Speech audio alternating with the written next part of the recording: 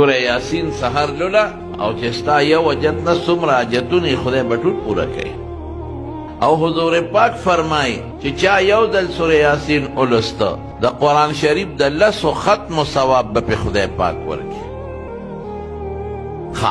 یو سړی وي زه حاجتمند یم او فقیر یم او غریب یم څه وظیفه نشته ما ته وښیه. رسول الله مبارک وی ولې نشته زه درته ښیم که نه. چې څوک ماښام ماسخوتن سورې واقعه ولولي دنه به خدای فقر فاقه نه راولي، دی به خدای غریب کوي نه مالدار. تبارک الذی چې څوک وایي قبر کې به عذاب پې نه راځي، همده حضور پاک وینا ده. آیت الکرسی چې څوک د هر مانځه نه پس وایي رسول الله مبارک فرمایي چې ساعت یو خېجنې به جنت ته ځي. بیبی ناجوړه ده، بابا ناجوړه دی، داسې دم شته چې خدای پاک یې پې جوړ کړي.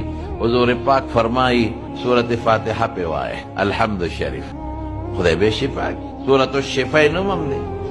جوړونکی څوک دی؟ شوق سره ووایه. دا دم خو یو سبب دی، جوړونکی ډاکټر نه دی څوک